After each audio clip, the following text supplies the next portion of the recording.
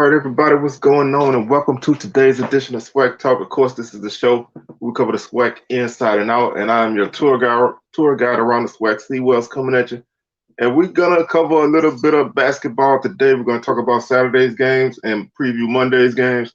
Don't forget Wednesday is signing day, so we're gonna have some signing day coverage coming at you Wednesday. Probably gonna do. This is Nala, my cat, y'all.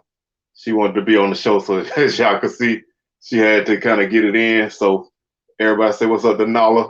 She's a little jaguar. What's happening? So y'all can check her out. She want to be on the show. She want to be part of Swag Talk. So had to get on there real quick. But as I was saying, man, y'all make sure y'all catch us on Wednesday with our signing day coverage. Probably gonna go live Wednesday night and cover all the signing day action. Thursday is SWAC Smoke as usual, 6 p.m. Central, 7 p.m. Eastern. And next Sunday, we'll also we'll go over basketball again. So probably drop our basketball show. Probably drop on Tuesday. Then Wednesday we'll do our live. Some kind of way we'll work that out. Hit those socials, man. Check them all out. Facebook is Swag Talk, Instagram Swag Talk, Twitter Swag Talk 76. Make sure you subscribe to the channel if you haven't done so already. Like the videos, share them, hit that notification bell so you can be alerted to everything that drop, man. Anytime we got something that come, make sure you hit that and get that notification. So, like I said, make sure you subscribe, man. We making our way to 900. So, if you haven't hit that button yet, man, please hit it for me.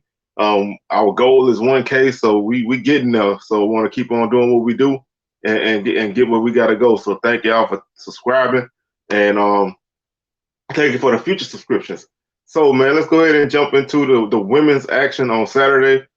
Jackson State defeated Grambling by a score of 67-52. Pine Bluff beat Valley by a score of 69-66. Florida A&M and Florida A&M and Alabama A&M played a close one. The Rattlers won that game 69-67. Really, really close game there. There were quite a few close games this week. This game went into overtime. FAMU won this game in overtime by 2 points. So really, really close matchup there. Next game we have is Bethune-Cookman defeating Alabama State by a score of 69-66, and Prairie View defeated Texas Southern 60-54, which brings us to our featured game. Oh, excuse me, our Southern beat Alcorn by a score of 65-62, and Bethune-Cookman and Alabama State was our featured game of the day. So we'll go over the box score in that game and give you a little idea of what took place. This game was a really tight affair. Alabama State actually had an 8-point lead at the end of one. Bethune-Cookman would ultimately outscore the Hornets by 6 in the second quarter to go into the half down by 2 points, going in the half down 32-30. And then the Bethune-Cookman Wildcats would basically outscore the Hornets by 5 points over the next two quarters, 17-14 in the third, and then 22-20 in the fourth to win by 3, 69-66. Jayla Crawford led Alabama State with 28 points. She was 8 of 7 from the field, 4 of 9 from 3, and 8 of 9 from the free throw line. She had 2 rebounds on the night and 2 steals. Yana Emanuel had 17 points for the Hornets, 5 of 10 from the field, 2 of 3 from 3-point line, and 5 of 7 from the free throw line.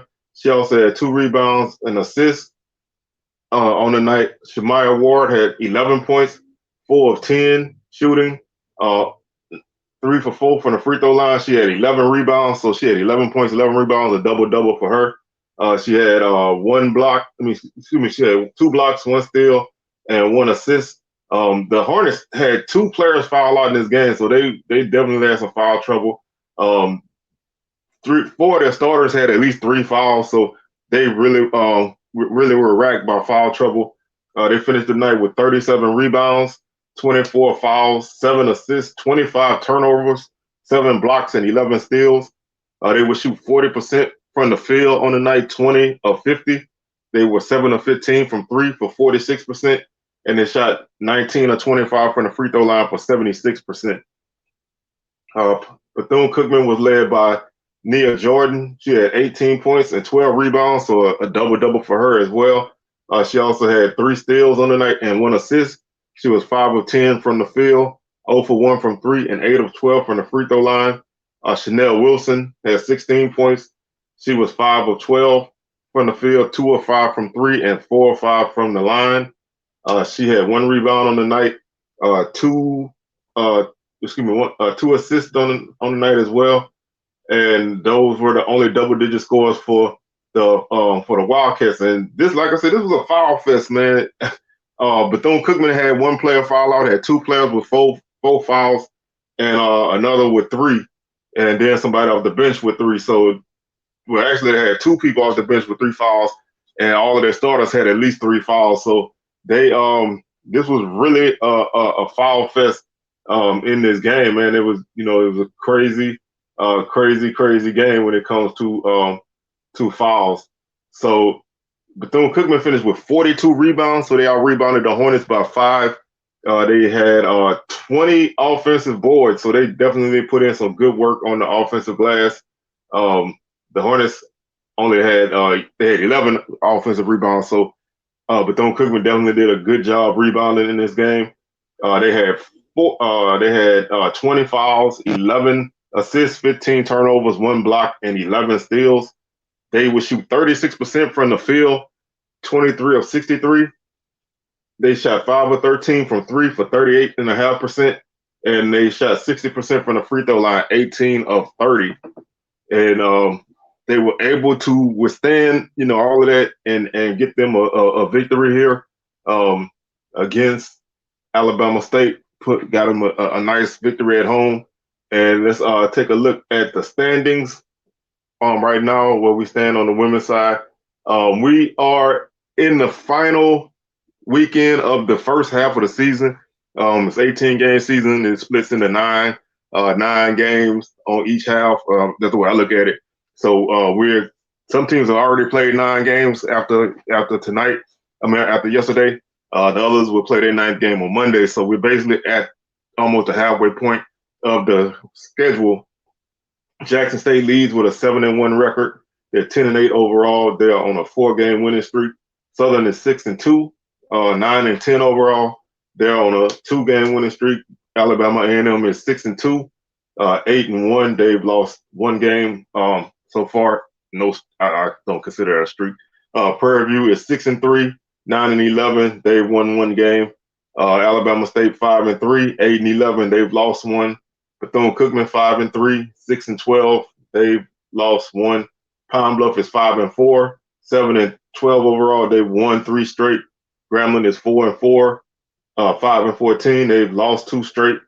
Alcorn is 3-5, 7-12. They've lost 1. Florida A&M is 2-6, 4-15. They've won 1. Texas Southern is 1-8 and 1-19 overall. They've lost 5 in a row.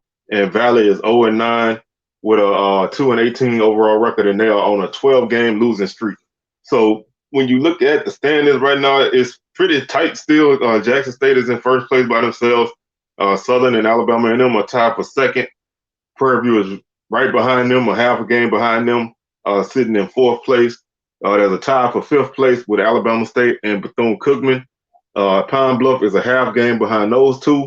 Grambling is right behind Pine Bluff. Alcorn is in 10th place.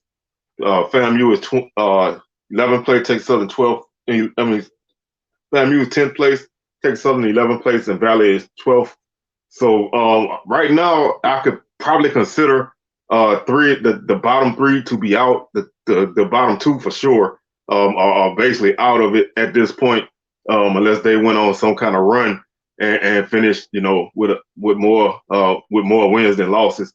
But other than that, man, it's really tight. There's a lot of room that can be made up between 8 and 1. I mean, I know Jackson State is the top team, and they're probably not going to lose very many games. But if you want to say between the 9th spot And the second spot, there's only a 3-game difference between ninth place and second place. So not a big gap. I mean, there's still a lot of room to be made up, and there's still a lot of basketball to be played. So let's take a look at this upcoming game. As I forgot to change the date on this, so y'all don't. Let's see.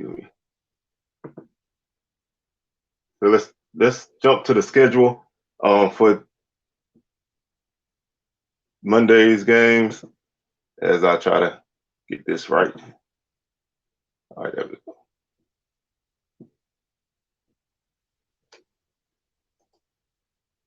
Alcorn is at Grambling. That's a 5 p.m. tip-off. Jackson State is at Southern, and that'll be the game that we're gonna preview. That'll be our feature game of the day. Alabama, that's the 5:30 tip-off. Alabama State is at Florida A&M. That's also a 5:30 tip-off. Alabama A&M is at Bethune-Cookman, and that's a 5:30 tip. So got 4 games on the day to Texas Southern, Prairie View, Valley, and Pine Bluff are all off. They played their one game this week on Saturday. So we have 4 games to look forward to on the schedule. But looking at this game that I picked as our feature game of the day, these are basically 2 of the top teams in the conference. Obviously, Jackson State is playing really well. You know, they rebounded from that loss against Prairie View, and they won 4 straight. Southern had they won 2 straight after losing to Pine Bluff. So let's take a look at what the Tigers have done so far this season. In conference play, they lead the league in scoring at 73.1 points per game. Defensively, they lead the league at 52.8 points per game allowed. Their scoring margin is 20.4 points. They're winning conference games by an average of 20 points per game. So they are not really playing a lot of close games. They are basically blowing teams out of the water. Looking at the field goal percentage, they lead the league shooting 46%. Defensively, their opponents shoot 28%, which is tops in the league by about 7%. So they really do a good job of controlling the other team on offense. I mean, Jackson State has a lot of size, so they definitely can impose their will on their opponents. They're leading the league in 3-point shooting as well at 36%. They second in the league in 3-point defense at 26%. Free throw shooting, they're 5th in the league at 66%. The opponents shoot 65% from the free throw line, which is 7th place. They lead the league in rebounding at 42.1 rebounds per game. They also lead the league in opponents rebounding at 29.5. So that's a difference of 12.6, which leads the league, and that's the biggest rebounding margin by over 6 rebounds. They are obviously a dominant team on the boards. The closest team to them is Pine Bluff, and they average a rebounding margin of 6.2. So they definitely get the job done on the boards. They average about 12.1 offensive rebounds per game. They only allow the opponents to like I said, they only allow the opponents that have 29.5 rebounds per game. Looking at turnovers, they average 18.5 turnovers per game, so they are prone to turnovers.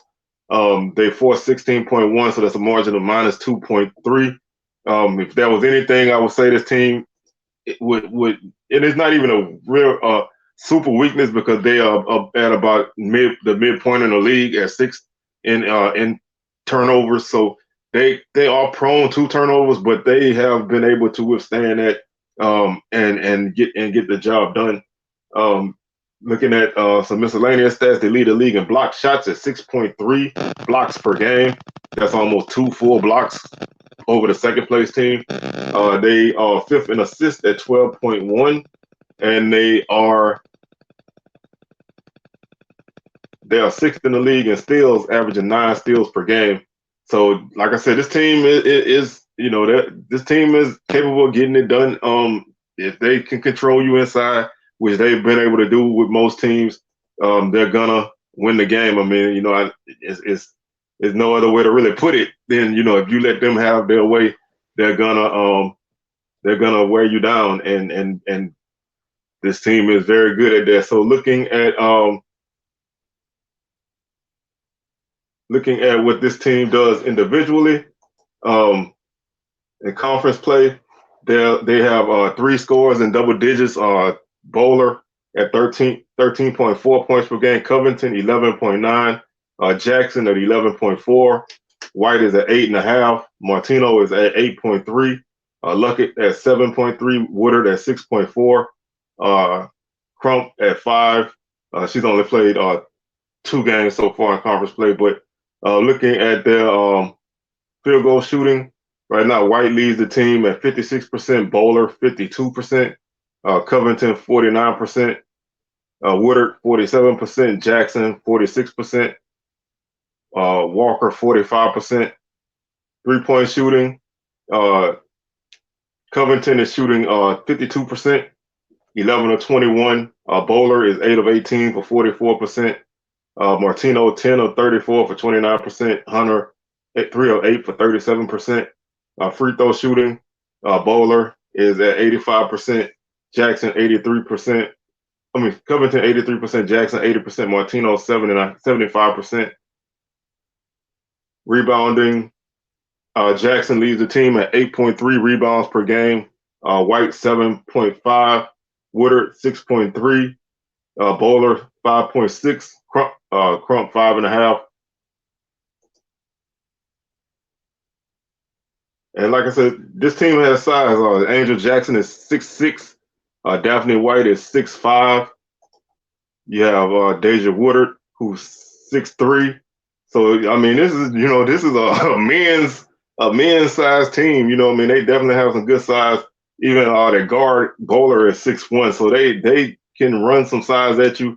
If you're not able to keep up with that, then they're gonna definitely make it tough for you. Assists, Luckett 35 assists on the season. Covington 18, 14 for Hunter. Steals, Martino 17, Hickman 12. Blocks, Jackson with 30, White with 8. So I mean, this, like I said, what you see is what you get from Jackson State. I mean, they're big. They shoot the ball really well this season from the outside. I know they had some games last season where they didn't necessarily shoot well from outside, but it didn't really matter. This season they've been able to knock down those shots. And they are a very, very tough team to defend. They're a tough team to score against. And they're playing a Southern team who right now is at 6-2. But I don't really think Southern's played a really good game yet. I think this team has had some issues, and they're gonna be tested in this game. Southern is 9th in the league in scoring at 61.6 points per game. They're 2nd in scoring defense at 56.6 points per game. Their scoring margin is 5, so they're outscoring their opponent by 5 points a game. Field goal shooting, and this is where Southern kind of has their issues. They're shooting 39% from the field, which is 5th place. The opponents shoot 42%, which is 9th place. 3-point shooting, Southern is 6th. They're shooting 31%, 33 of 106.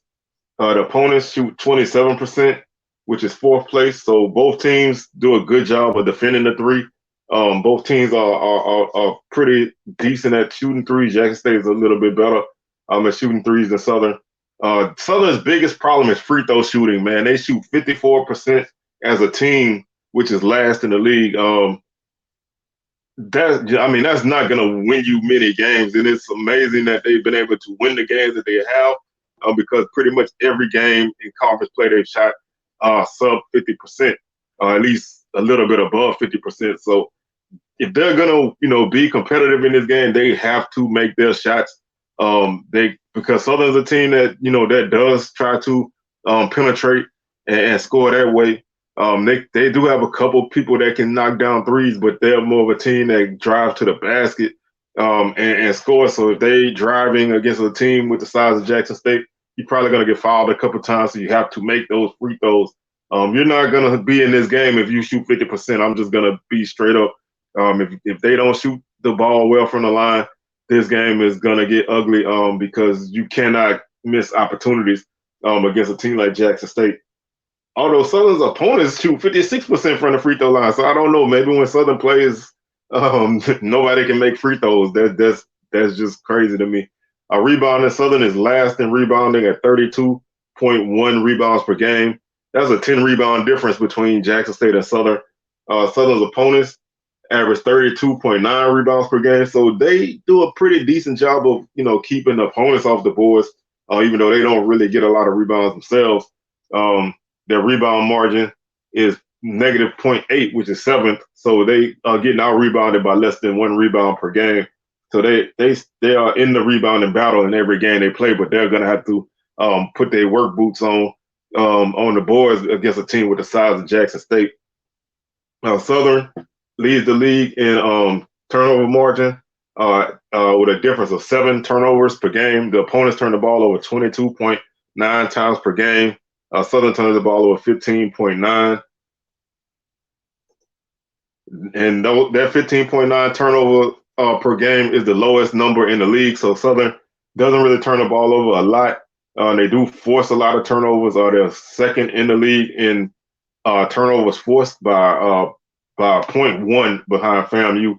So they can turn you over. Jackson State, like I said, they turn the ball over about 18 and a half times per game. So for Southern, they're going to have to get those turnovers. They're going to have to get the ball out in transition. They're going to have to score more often than not before Jackson State can get established on defense because they're just going to be tough to get through that size difference. Southern is 10th in the league in block shots. They block 2 shots a game. They're 11th in the league in assists at 9.8 assists per game. And they are 4th in the league in steals at 10.5 steals per game. Looking at Southern statistically, this is a team, like I said, they have 2 double-digit scorers in conference play. Genovia Johnson has 11.6 points per game. Amani McWayne is at 10.1.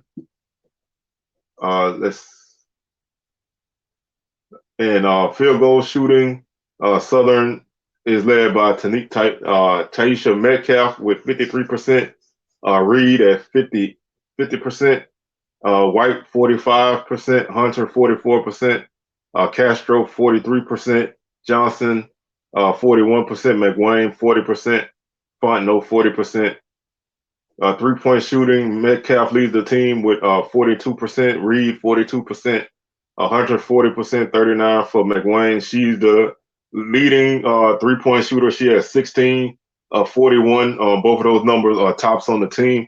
She's the only player on the team that's made double-digit threes. She's made 10 more threes than anybody else, and she's taken almost 30 threes more than the second-place team. So that's their shooter. Everybody else occasionally takes threes. She takes the bulk of the threes.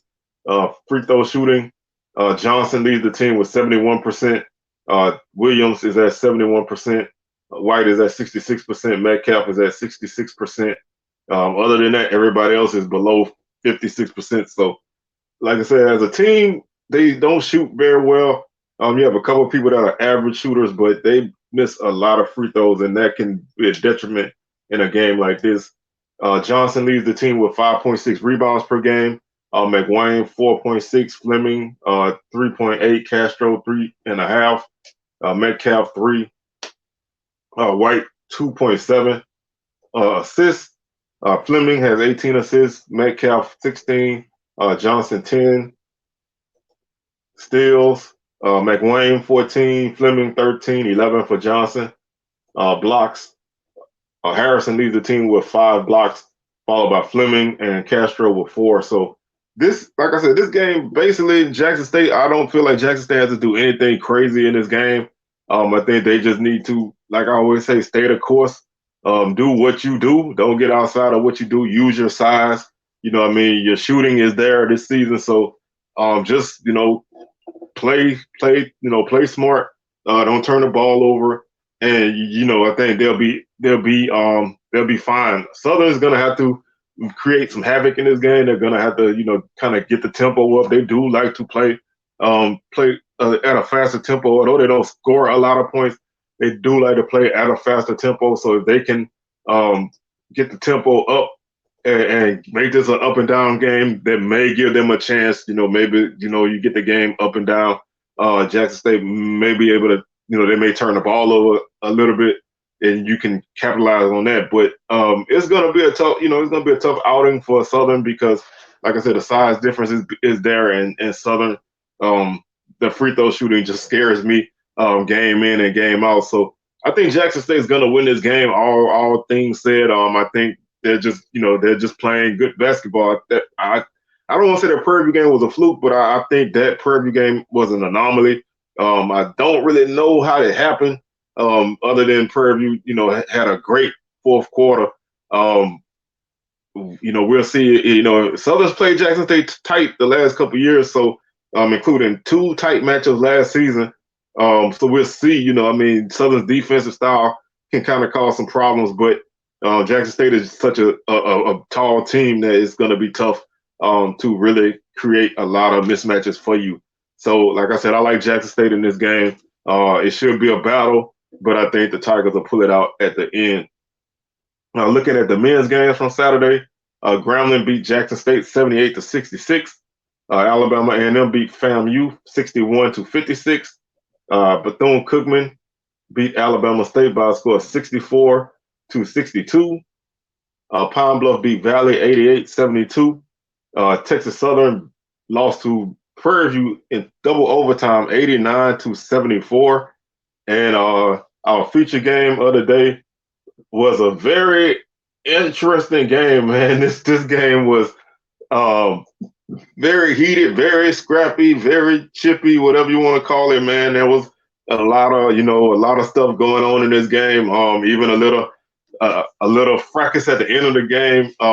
It was, for the game, I thought the emotion and intensity was what you wanted from a battle between 2 teams fighting for the top spot right now. The fact that these teams only play once in the regular season makes this game even more important because, there's a lot of basketball left to be played, but if you can get a tiebreaker over somebody, it's always good to have it in your pocket. So knowing that these 2 teams only faced off once really made it a very important game because you don't have opportunity to get that split. And this was, this game started off slow. Alcorn led 2-0 after the first 4 minutes or so. And then Southern went on a little run and took a lead. Alcorn came back and chipped it away.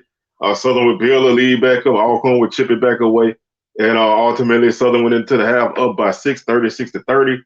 And then in the second half, again, Southern came out on a run. Alcorn cut it down, I think, to like 2. Southern went back up by like 15. Alcorn cut it down to 4 or 5.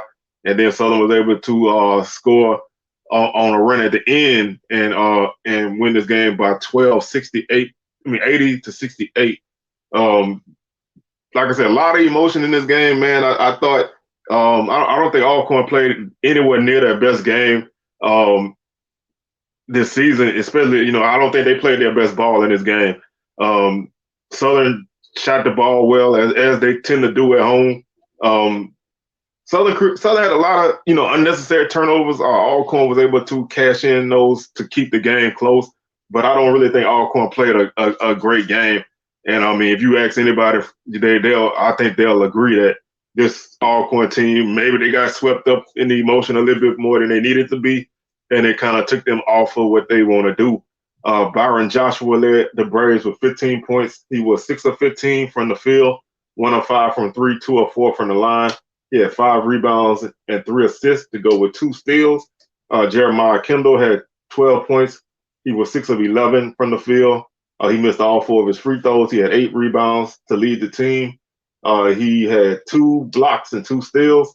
Otis Walker had 11 points, 4 of 8 from the field, 3 of 7 from 3. He was 1 for 1. He had 2 rebounds, 1 offensive, 1 defensive. He had 4 steals on the night.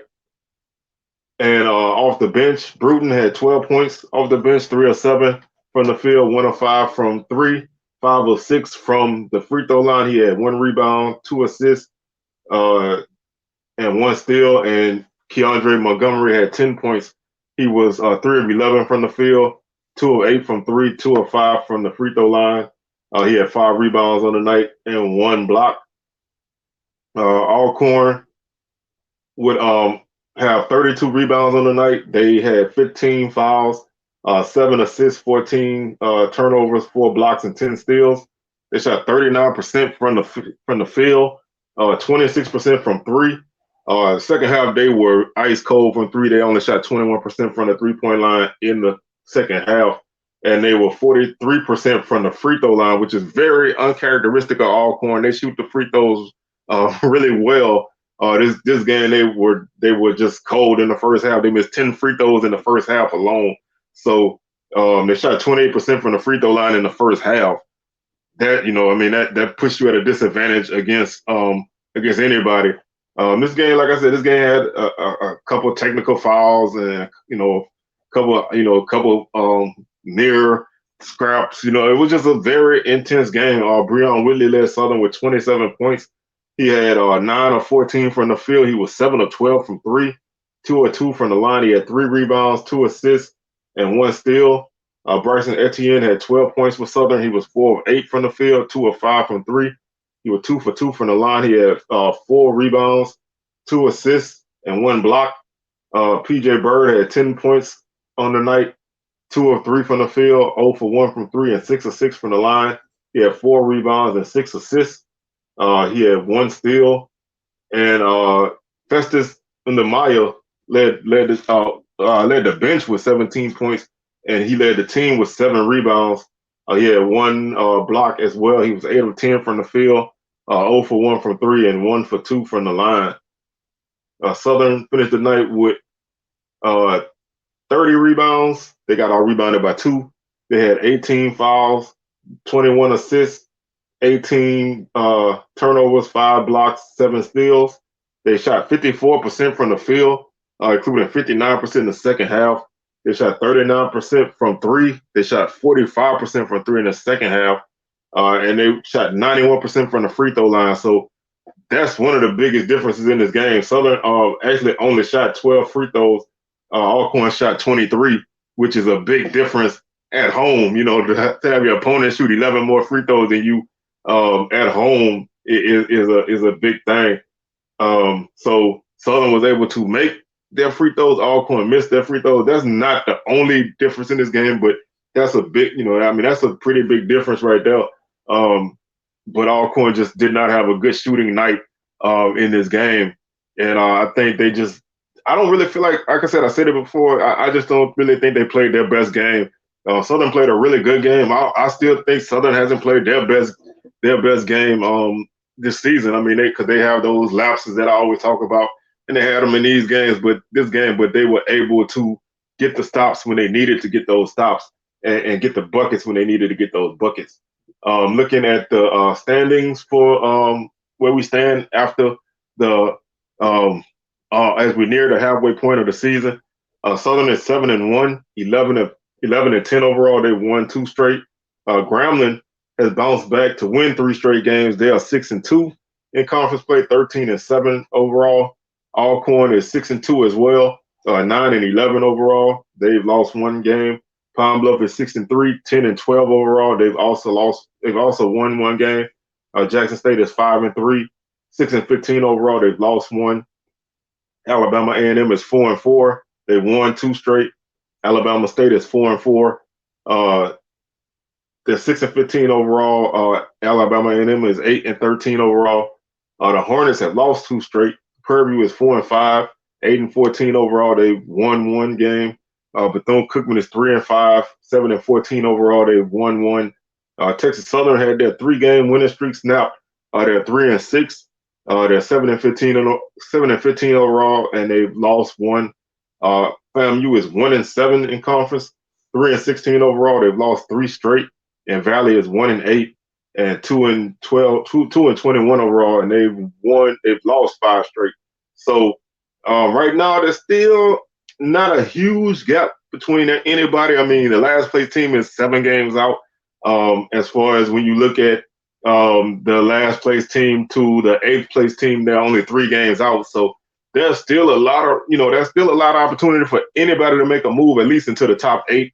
The battle for the top spot right now, there's a lot of teams still in it. Honestly, I would say everybody still has a shot as far as making a top seed. I mean, obviously, if you're sitting with 5 losses or 6 losses, you can't afford to lose very many more games. So you're looking at a team that probably will have to make a run, a serious unbeaten run to make it to the top part of the conference. But there's still a lot of room to be played. There's still a lot of games to be played. There's a lot of opportunities for teams to make up ground.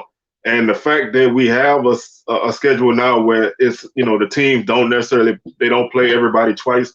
That can be a game changer. When you look at a situation like Pine Bluff beating Southern, they only play one time. Southern beating Alcorn, they only play one time. So you don't have the opportunity to make up that game that you lost. So that makes for a very interesting race, and we'll continue to see how it shapes up as we move on to our Monday games. As you can see, our feature game is Alcorn at Grambling. This game is a big game, man. Alcorn win this game and Southern lose their game. They're back in the tie for first place, although they would be still behind Southern because of tiebreaker. Grambling, if they win this game, they're sitting in second place by themselves. So there's a lot on the line in this game, and it is the last game of the first half of the season. So, you want to finish, really strong before you start that second part of your schedule. Our games on Monday are Alabama A&M at Bethune-Cookman, Alabama State at FAMU. That's a 7:00 tip. I think Alabama A&M at Bethune-Cookman is also 7:00. Alcorn is at Grambling. That's a 7:00 tip. And Jackson State is at Southern. That's an 8 p.m. tip. That game is on ESPNU. So make sure you check that out. FAMU and Alabama State is on the HBCU Go Network. So we have 2 televised games on Monday. So you get to pick which one you want to watch. You can watch them both. Pull up the HBCU Go on your phone, ESPNU on your screen, ESPNU on your phone, HBCU Go on your screen. You can watch both. So a lot of good SWAC basketball being played this week. So make sure you check that out. So that takes us to our game of the day. And obviously, you have one team coming off of a very emotional loss. And you have another team coming off of a nice, solid win that they basically control this game for the most part. So 2 teams kind of coming in from different directions, but they have the same objective, and that's to keep pace in the conference. Like I said, Alcorn can jump back in first place if they win and Southern loses. So there's a lot on the line. This is one of those games where you don't want to, it won't make or break you, but it definitely is good for momentum, especially if your Alcorn is definitely good for them to try to get back on track. I mean, they really, they didn't play a great game against Southern, so it's important to come out against a really solid Grambling team and play better and get it done. Alcorn is second in the league in scoring at 75.5 points per game. Their opponents score 69.5. That's 9th place. That's a scoring margin of 6 points per game, which is second in the league. Field goal shooting, Alcorn shoots 42%, which is 6th in the league. The opponents shoot 44%, which is 10th in the league. 3-point shooting, Alcorn shoots 32%, which is 6th place. The opponents shoot 29%, which is 7th place. Free throw shooting, like I said, Alcorn typically shoots. They shoot 74%. So they actually shot a little bit better than that before Saturday's game. But this is a team that shoots free throws well. That's why I was surprised they didn't make many free throws last night. But they shoot 74%, which is 4th place. The opponents shoot 69%, which is 9th place. Rebounding, Alcorn, they are 6th in the league at 35.1 rebounds per game. The opponents average 30 rebounds per game, so they all rebound their opponents by 5 per game. On the offensive boards, Alcorn strong. They average 12.6 offensive rebounds per game, and they had, I think, like 12 or 14 offensive boards in the game Saturday. So they rebound well off of misses, free throws, missed shots, missed free throws. They rebound well on the offensive glass. So it's important for Grambling to keep them off of the offensive boards. Looking at defensive rebounds, Alcorn averages 22.5 defensive rebounds per game. So they pretty solid rebounding team. Turnover margin, Alcorn is third in the league in turnover margin at 2.63. They average 12.9 turnovers per game, and they force 15.5. They lead the league with the fewest turnovers at 12.9, so they don't turn the ball over much at all. They're pretty average in terms of forcing turnovers, but they don't turn the ball over much at all. So if that's what you're aiming for in this game, then you're gonna probably have a tough time with that. Looking at some miscellaneous stats, Alcorn is last in block shots at 2.3 blocks per game. They're seventh in assists at 10.6 assists per game. They are seventh in steals at 7.6 steals per game. Looking at some of the individual guys, this team, and like I said, this is one of the reasons why I said Alcorn didn't have their best game. The two leading scorers on Saturday did not score much. Montgomery, I think, had 10 points, and I think Bruton had like 12. So they averaged 16 for Bruton and 14 for Montgomery. Kendall averages 11. Joshua at 11. McQuarter at 8.3. Thorne at 7.6. Walker at 4.3. Field goal shooting. Bruton is at 53%. Kendall at 53%. McQuarter at 53%. Joshua at 38. Thorne at 35. Montgomery at 34. 3-point shooting. Montgomery is at 37%. He has the most makes and attempts, 17 of 46. Bruton is at 33%. Joshua at 33%. Wade at 33%. Walker at 29%. Free throw shooting. Thorne is at 92%. Bruton is at 88%. Montgomery is at 86%. Marshall at 85%. Joshua at 65%. McQuarter 62%. Rebounding. Kendall is at 8.8 rebounds per game, 6 rebounds per game for McQuarter. Montgomery at 4.9, Joshua 3.9, 2.9 for Bruton, and 2.9 for Thorne. Assists, Joshua is at 36 assists per game. 36 assists. Bruton is at 20. Steals, 13 for Joshua, 12 for Kendall, 10 for Bruton. 5 blocks for Kendall to lead the team. And again, I think this team needs to get their main guys knocking down some shots. You had Montgomery was quiet for a long time last night. Bruton was quiet for a while. So those two guys definitely have to get as close to their averages as possible in this game, because you're playing a Grambling team that's a really good defensive team. Grambling defensively, they can cause some trouble. When it comes to scoring, Grambling is 4th in the league at 72 points per game. The opponents score 67 points per game, which is 6th in the league. That's a scoring margin of 4.8, which is 3rd in the league. Field goal shooting, Grambling leads the league in field goal shooting at 47%. They're 3rd in field goal defense at 40.5%. 3-point shooting, Grambling is at 33%, which is 5th. So these two teams are pretty similar in 3-point shooting. 3-point defense, Grambling's opponents shoot 33%, which is 9th in the league.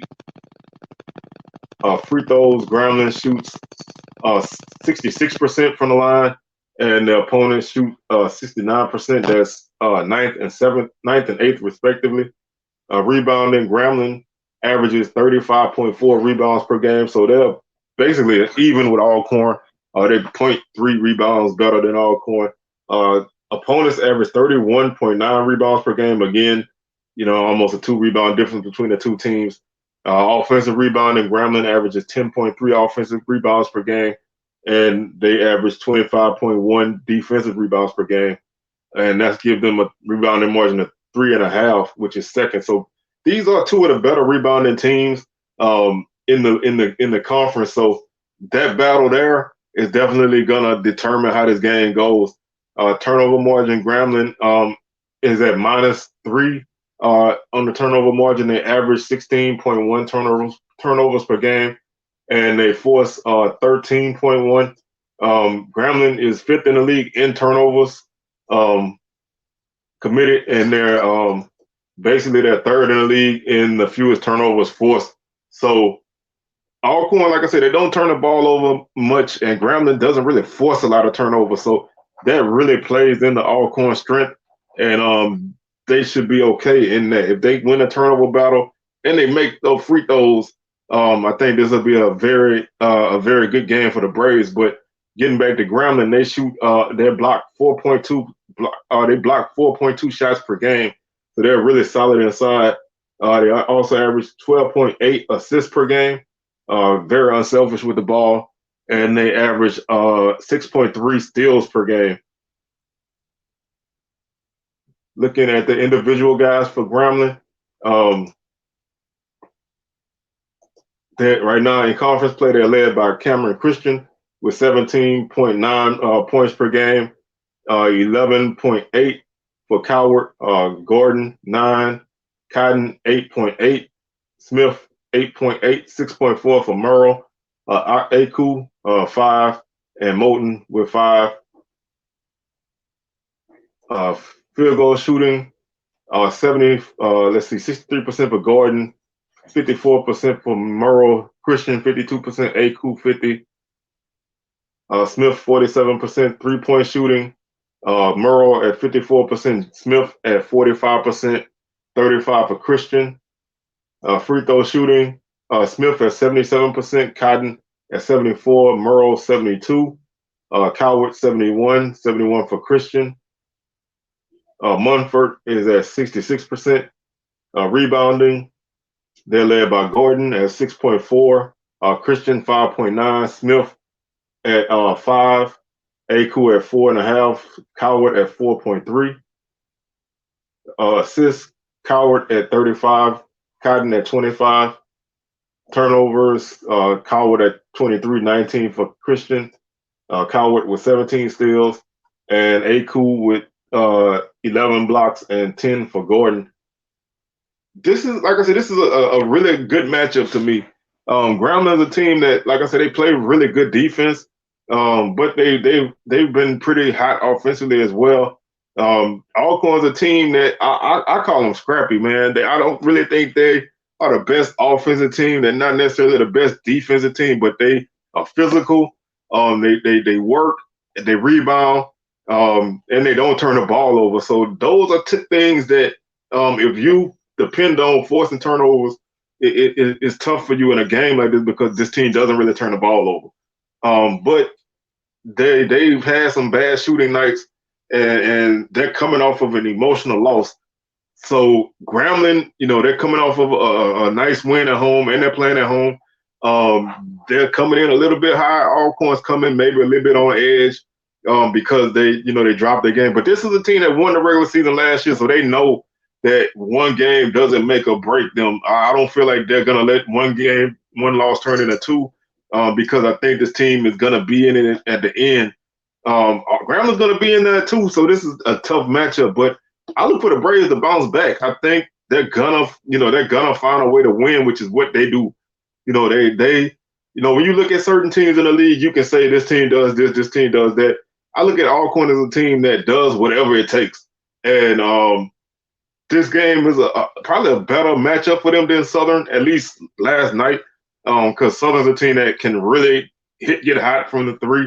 Grambling has guys that can score the ball too, but I think Grambling is more of a team that, they're gonna, their big guys are gonna get their points, but they're gonna play defense and control you that way.